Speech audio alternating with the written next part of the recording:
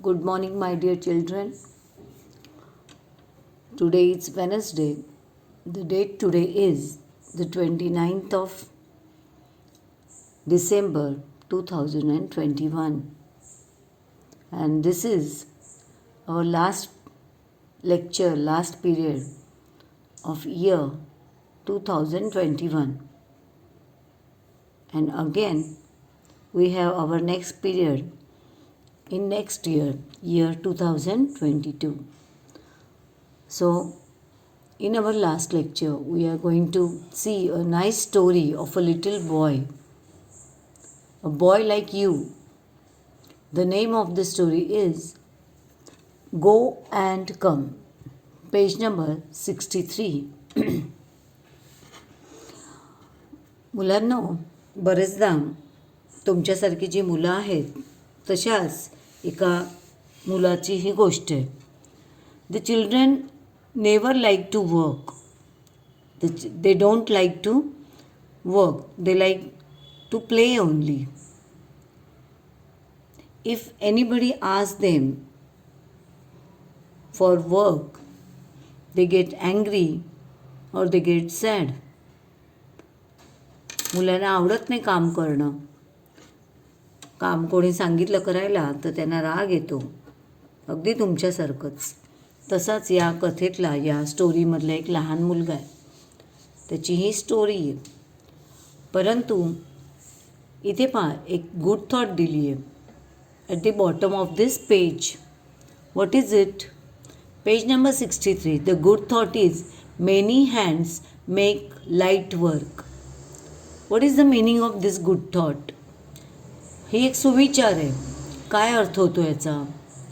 Many hands make light work or many hands make work light.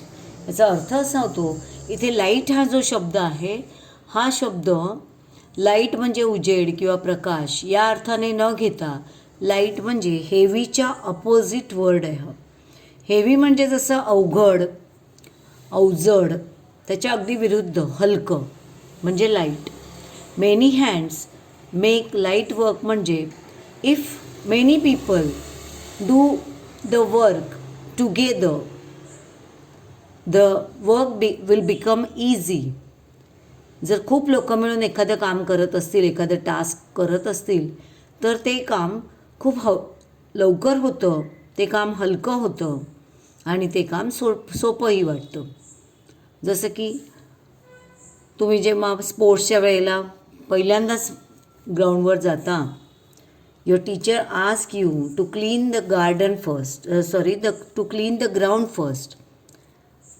Teacher asks you to pick up the stones from the pitch. शिक्षक तुम्हाला सांगत असतात की दगड उचलून टाका, कचरा काचा काय मिळेल ते उचलून बाजूला करा. एकाच विद्यार्थ्याला जर सांगितलं ते काम, तर ते नक्कीच त्याला कसं वाटेल?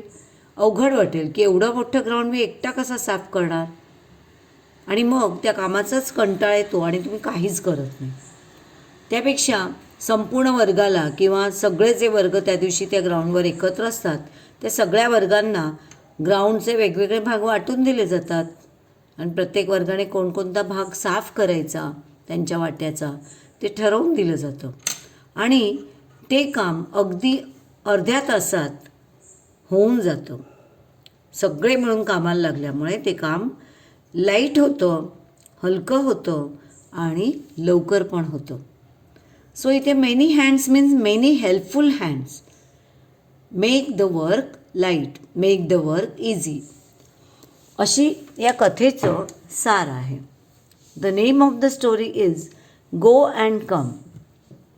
Here in this lesson, here in this story, you will come to know the various work of a farmer, various work of a gardener. या कथेमध्ये तुम्हाला एखाद्या शेतकऱ्याची किंवा एखाद्या गार्डनर म्हणजे माळ्याची कामं काय असतात हे सुद्धा कळेल आणि एखादं काम कसं सोपं करून घ्यायचं, कसं पूर्ण करायचं हसत खेळत याचासुद्धा तुम्हाला या ठिकाणी बोध होईल. Now let's see the story. आणखी एक गोष्ट मला तुम्हाला सांगायची आहे. की इथे लाईट कलरमध्ये जे वर्ड्स हायलाईट केलेले आहेत त्या हायलाइटेड वर्ड्सचं प्रोनाऊन्सिएशन म्हणजे उच्चार आणि मराठी अर्थ इथे खाली दिलेले तुम्हाला दिसतील. बघूया आपण मध्ये मध्ये. First I will read the lesson.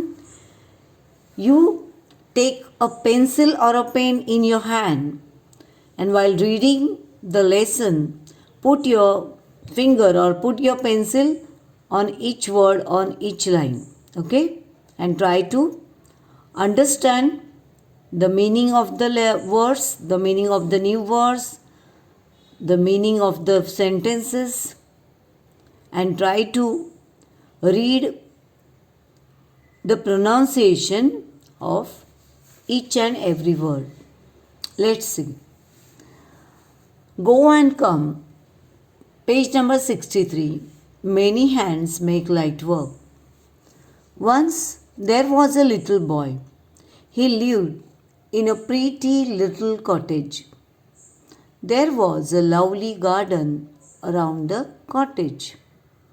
Different kinds of plants grew in the garden. So there was a lot of work to do there. Let's see the half para. एकदा एक मुलगा होता. A little boy. How was the boy? He was little. आता एक मुलगा होता. तो मुलगा कसा होता? तो मुलगा होता लिटल. लिटल म्हणजे लहानगा होता, छोटासा होता. आता या वाक्यामध्ये बघा, लिटल आणि बॉय या शब्दांची फोड करून मी तुम्हाला सांगते. Boy is a noun. Boy हे नाम झालं, मुलगा. पण तो मुलगा कसा होता? लिटल होता. लिटल म्हणजे छोटासा होता. मग लिटल हा शब्द त्या मुलाचं वर्णन करणारा शब्द आहे, द डिस्क्रायबिंग वर्ड आहे.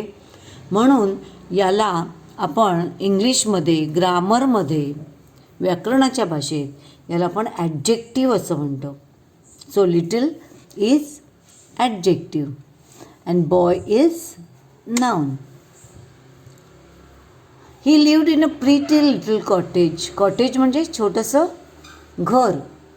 कॉटेज म्हणजे झोपडी पण होते, पण आता इथे कॉटेज म्हणजे घर दाखवलेलं आहे, झोपडी नाही आहे. आता ही कॉटेज हे नाऊन आहे, नाम आहे, स्थळाचं नाव आहे ना, म्हणून. पण मग हे कॉटेज कसं होतं? कॉटेजला डिस्क्राईब करणारे वर्ड्स कुठले? There are 2 words describing words for the cottage. And which are they? Pretty and little. The cottage was pretty म्हणजे सुंदर होती ती कॉटेज, आणि छोटीशी होती. मग हे जे 2 वर्ड्स आपल्याला दिसतात, प्रिटी अँड लिटल, याला आपण म्हणूया adjective. There was a lovely garden. एक सुंदरसं बाग होती. आता गार्डन इज नाउन, कारण हे जागेचं, स्थळाचं नाव आहे. But how was that garden? The garden was lovely, beautiful. So lovely and beautiful are the describing words. So they are called adjectives. So there was a lovely garden in the cottage. Around the cottage. त्या कॉटेजच्या around म्हणजे सभोवती सुंदरसं बगीचा होता. Different, not same. Same, different हा सेमचा opposite word आहे. Different kinds म्हणजे वेगवेगळ्या प्रकारचे, विविध प्रकारचे. ऑफ प्लांट्स ग्रीव इन द गार्डन. वेगवेगळ्या प्रकारची झाडं त्या गार्डनमध्ये होती. आणि खूप झाडं असल्यामुळे there was a lot of work to do there. तिथे त्या गार्डनमध्ये खूप कामं असायची. आता कोणकोणती कामं असायची? पुढे त्या कामांची लिस्ट आलेली आहे. आणि त्या कामांची लिस्ट म्हणजे गार्डनमध्ये करायची वेगवेगळी कामं, ही व्यवस्थित लक्षपूर्वक ऐकायची, कारण पुढे तुम्हाला याच्याविषयी प्रश्न पण विचारले. मग एखाद्या गार्डनरची किंवा एखाद्या फार्मरची कामं काय असतात? इथे पहा. A lot of work to do there. First, water the plants every day. दररोज झाडांना पाणी घालणे, पहिलं काम. Give manure from time to time. Manure mean fertiliser, खत, त्याला म्हणतात manure. Manure, give manure from time to time. Manure जे असेल असं असतं ते एव्हरीडे नाही टाकावं लागत. खत जे आहे ते दररोज नाही टाकावं लागत, तर वेळच्या वेळी टाकावं लागतं. फ्रॉम टाईम टू टाईम म्हणजे वेळच्या वेळी टाकावं लागतं. दुसरं काम झालं. मॅन्युअरचा अर्थ लिहा खत. मॅन्युअरला असं अंडरलाईन करा आणि बाजूला इथे मार्जिनमध्ये त्याचा मराठी अर्थ लिहा. मॅन्युअर म्हणजे खत. Third work, cut and prune the plants at the right time. जी रोपटी होती ती वेळच्या वेळी म्हणजे योग्य वेळी, राईट टाईम म्हणजे योग्य वेळी कटिंग करणे. प्रून म्हणजे त्याची छाटणी करणे. अस्ताव्यस्त जर वाढलं असेल एखादं रोपटं किंवा एखादं झाड तर त्याला योग्य आकारामध्ये कापणं, छाटणी करणं त्याला म्हणतात prune. So cut and prune the plants at the right time, योग्य वेळी झाडांची छाटणी करणं. Weed the garden. Now what is the meaning of weeding? Weeding म्हणजे नको असलेलं तण, नको असलेलं गवत काढून टाकणे, उपटून टाकणे. शेतामध्ये जे तण उगवलेलं असतं ते काढून टाकणे. सो गार्डनमध्ये सुद्धा महत्त्वाच्या झाडांव्यतिरिक्त गवत, रानटी, रोपटी उगवलेली असतात आणि त्यांना मुळासकट काढून टाकणे त्याला वीडिंग म्हणतात. तण काढणे, वीडिंग मीन्स तण काढणे. वीड द गार्डन हे एक काम असतं गार्डनचं. क्लीन द गार्डन आणि त्या गार्डनची स्वच्छता ठेवणं, वीडिंग करणे. वीडिंग म्हणजे स्वच्छ करणे ती गार्डन. तर अशी ही कामं करावी लागतात. Everybody in the little boy's family help to take care of the garden. त्या लहानग्या मुलाच्या family help to take care of the garden. त्या लहानग्या मुलाचं संपूर्ण कुटुंब या गार्डनची केअर घेत असे. प्रत्येकजण, अगदी एव्हरीबडी म्हणजे अगदी प्रत्येकजण त्या गार्डनची खूप केअर घेत असत, काळजी घेत असत. Next para. The boy had a very strict uncle. He believed in hard work and discipline. One day, the boy was playing around in the house. Now, what is the meaning of hard work? खाली दिलं आहे पहा. हा word इथे highlight केला आहे. Hard work and discipline. Hard work means कष्टाचं काम, मेहनतीचं काम. अँड डिसिप्लिन मीन्स शिस्त. The boy had a very strict uncle. त्या मुलाचे एक काका होते. अंकल म्हणजे काका, मामा, कोणी असतील आपल्यापेक्षा वयाने मोठे तर त्यांना आपण अंकल म्हणतो. ते अंकल कसे होते? Uncle is a noun. Uncle आपण नाऊन म्हणूया, नाम म्हणूया. तर ते अंकल कसे होते तो सांगणारा शब्द म्हणजे strict. Strict is adjective. Strict म्हणजे कडक, शिस्तीचे, कडक होते जरा. ही बिलीव्ड इन हार्ड वर्क. त्यांचा विश्वास होता हार्ड वर्कवर, मेहनतीवर त्यांचा खूप विश्वास होता. And discipline. डिसिप्लिन म्हणजे शिस्त. कुठलंही काम मेहनतीने करावं आणि शिस्तीने करावं यावर त्यांना बिलीव्ह होता. बिलीव्ह म्हणजे विश्वास होता. बिलीव्ह विश्वास. हार्ड वर्क कष्टाचं काम. डिसिप्लिन शिस्त. One day the boy was playing around in the garden. एके दिवशी तो लहान मुलगा घराच्या आत खेळत होता. काकाने त्याला हाक मारली. Little boy, said the uncle, your garden needs weeding. Don't play around. Do some work. Go now and weed the garden. काका म्हणाले, ए छोट्या, युअर गार्डन नीड्स वीडिंग. तुझ्या गार्डनला, तुझ्या बागेला तण काढण्याची गरज आहे. तण खूप वाढलेलं आहे, गवत वाढलं आहे बागेत, तर ते तू काय कर, काढ. Don't play around. नुसता खेळत काय बसलायस, खेळू नकोस इकडे तिकडे. Do some work. थोडं काही काम कर. हे बघा, डोंट म्हणजे करू नको अशी आज्ञा दिलेली आहे आणि डू म्हणजे कर अशी आज्ञा दिली आहे. दोन्ही प्रकारच्या आज्ञा दिल्या आहेत. गो नाव, चल जा आता. अँड वीड द गार्डन, आणि ती बाग स्वच्छ कर, त्यातले तण काढ.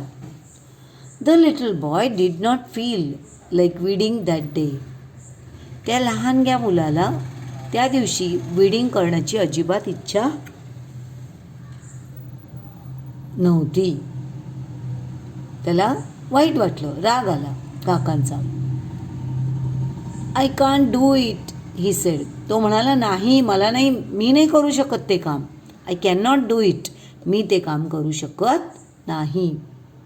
काका म्हणाले, ओ येस यू कॅन. नाही म्हणजे काय?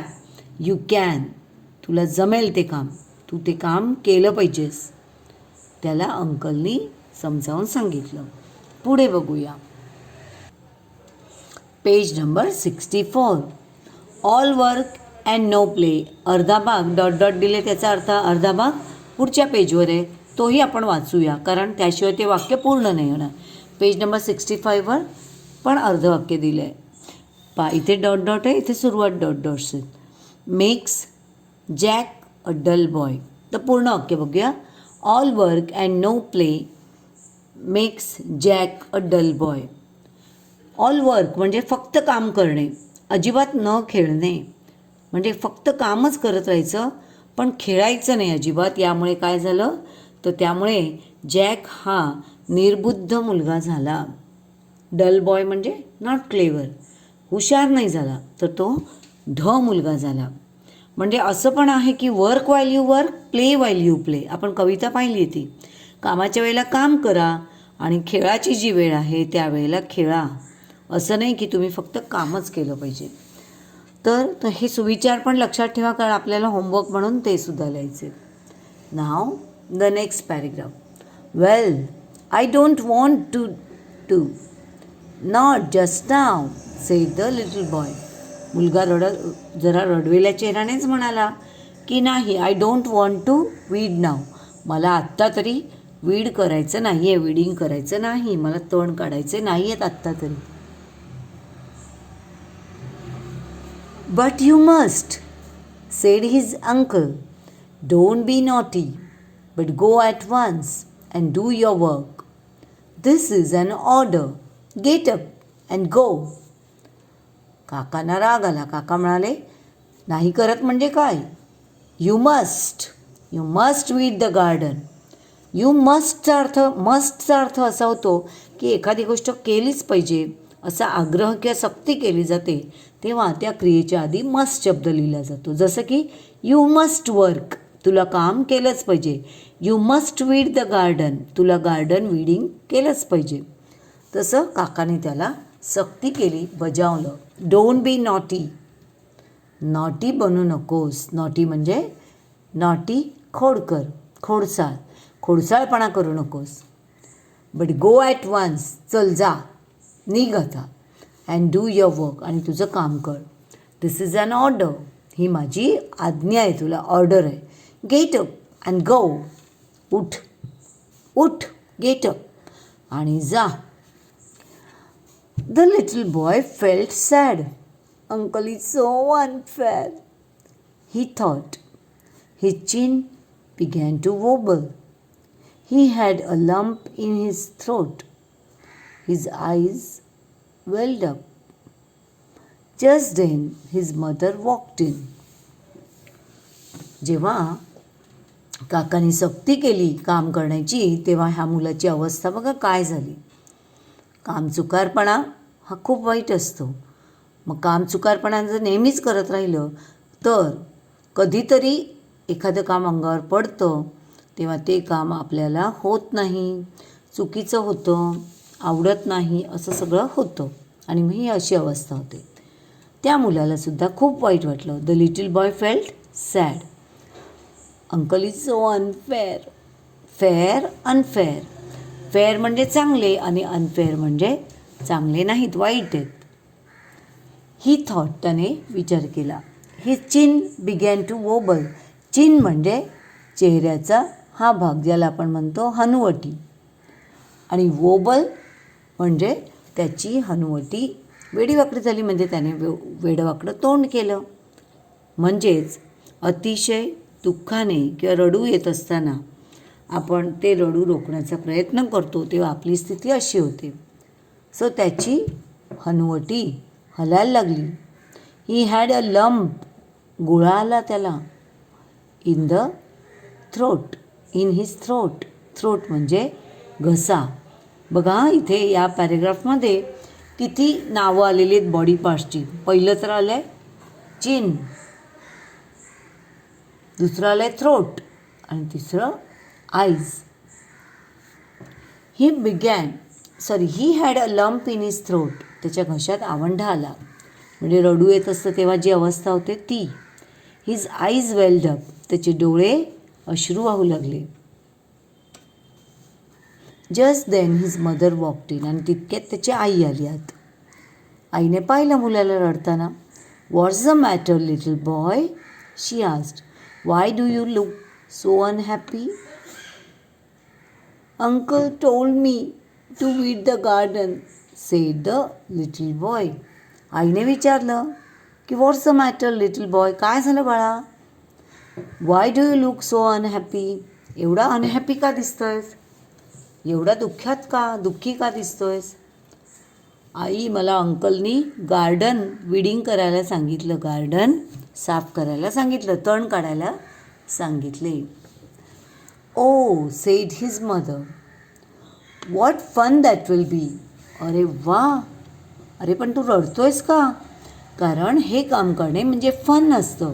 हे वाक्य बघा, इथे एक्सक्लेमेशन मार्क दिलं आहे, क्वेश्चन मार्क नाही आहे. आणि जरी वॉटने सुरुवात झाली तरी हा क्वेश्चन आहे.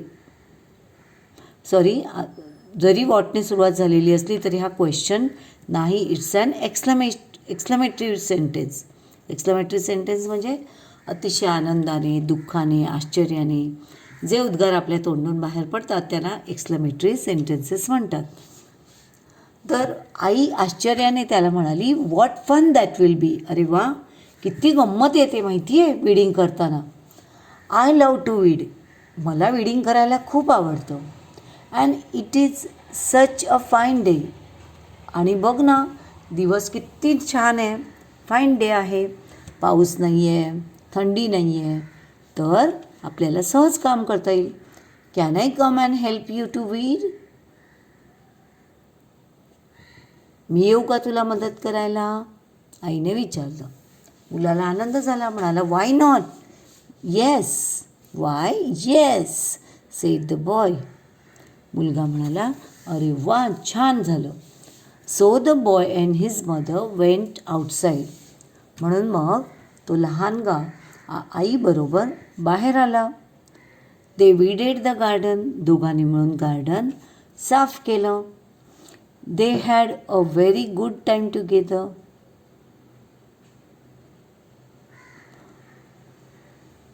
आणि त्यांनी पूर्ण गार्डनचं वीडिंग केलं.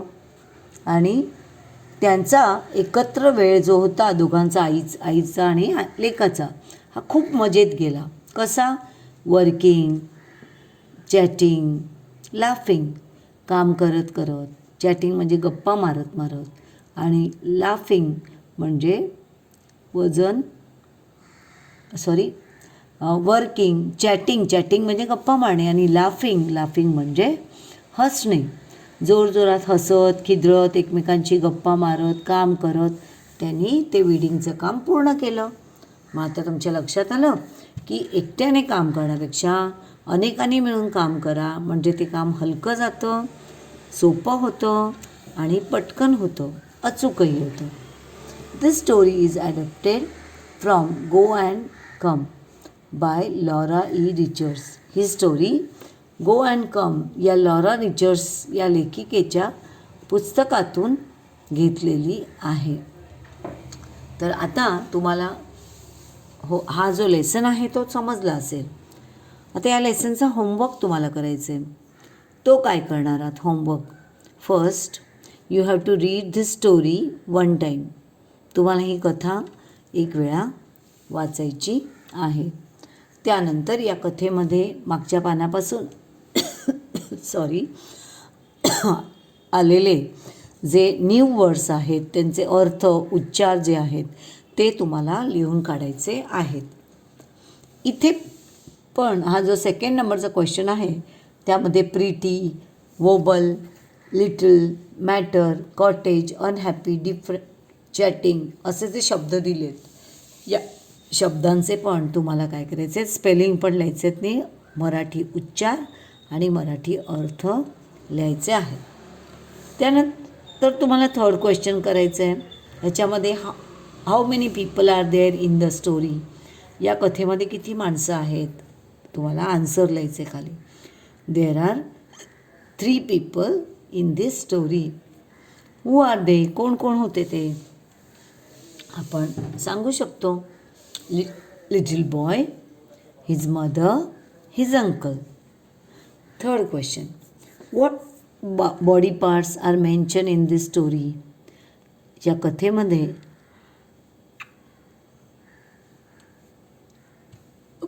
कोणकोणत्या बॉडी पार्ट्सचा उल्लेख झालेला आहे, शरीराच्या अवयवांचा उल्लेख झालेला आहे, हे तुम्हाला करायचं आहे.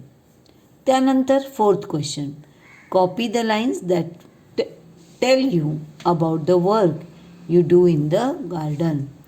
याचं उत्तर तुम्हाला मागील पहिल्या पॅरेग्राफमध्ये मिळेल की गार्डनमध्ये बागकामामध्ये कोणकोणती कामं करायची असतात किंवा करावी लागतात, तर ते तुम्हाला लिहायचं आहे. मागे बघूनसुद्धा तुम्ही लिहू शकता.